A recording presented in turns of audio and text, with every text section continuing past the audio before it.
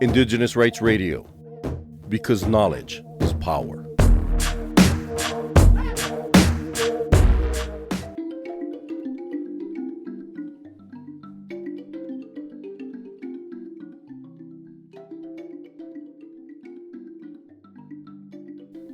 According to UN.org, International Human Solidarity Day is defined as, quote, a day to celebrate our unity in diversity, a day to remind governments to respect their commitments to international agreements, a day to raise public awareness of the importance of solidarity, a day to encourage debate on the ways to promote solidarity for the achievement of the Sustainable Development Goals, including poverty eradication, and a day of action to encourage new initiatives for poverty eradication, end quote.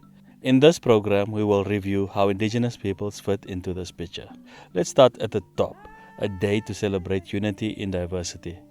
Indigenous peoples possess rich, ancient cultures and see their social, economic, environmental, and spiritual systems as interconnected.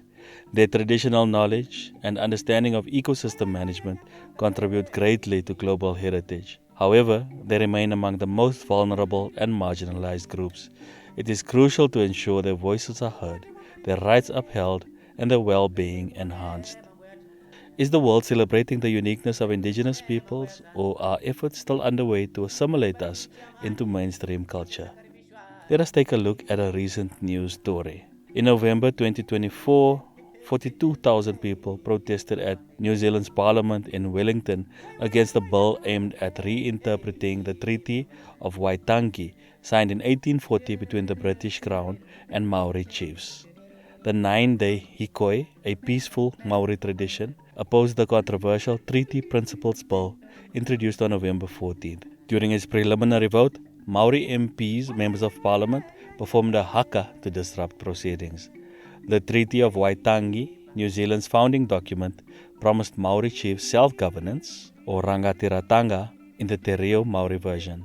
However, the English version grants sovereignty to the British Crown, leading to disputes over its interpretation. The ACT Party argues that the treaty's misinterpretation has created a dual legal system, giving Maori people special rights, fueling protests. The next point is a day to remind governments to respect their commitments to international agreements. The United Nations Declaration on the Rights of Indigenous Peoples was adopted by the United Nations General Assembly in 2007, and all 193 member states of the United Nations have signed it. The number of countries that voted for the declaration is 104 countries. The number of countries that abstained is 11 countries. The number of countries that voted against the United Nations Declaration on the Rights of Indigenous Peoples is 4 countries, and that included Australia, Canada, New Zealand, and the United States. All 4 countries that voted against the United Nations Declaration on the Rights of Indigenous Peoples have since reversed their positions and now officially endorsed the declaration.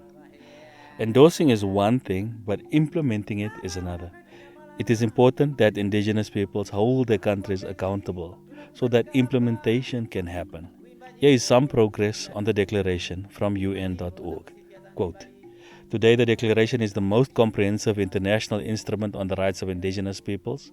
It establishes a universal framework of minimum standards for the survival, dignity and well-being of the Indigenous peoples of the world, and it elaborates on existing human rights standards and fundamental freedoms as they apply to the specific situation of Indigenous peoples. Here are some highlights of the declaration. 17 of the 45 articles of the Declaration address Indigenous culture and how to protect and promote it by respecting the direct input of Indigenous peoples in decision-making and allowing for resources such as those for education in Indigenous languages and other areas. 15 of the 46 articles of the Declaration call for Indigenous peoples' participation in all decisions that will affect their lives, including meaningful participation in democracy. The Declaration confirms the right of Indigenous peoples to just and fair redress when deprived of the means of subsistence and development.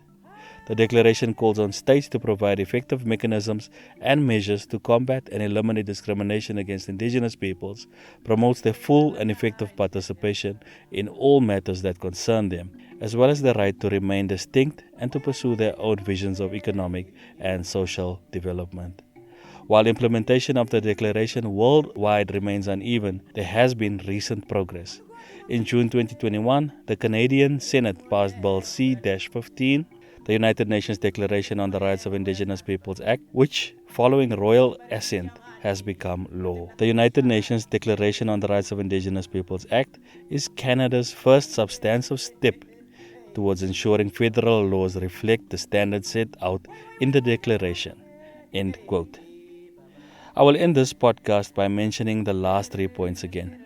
International Day of Human Solidarity is a day to raise public awareness of the importance of solidarity, a day to encourage debate on the ways to promote solidarity for the achievement of the Sustainable Development Goals, including poverty eradication, and a day of action to encourage new initiatives for poverty eradication. When we think about these points, let us be reminded that Indigenous peoples are part of the human family and we must not be left behind. For more on the rights of Indigenous peoples, visit cs.org and follow Cultural Survival on Facebook and X.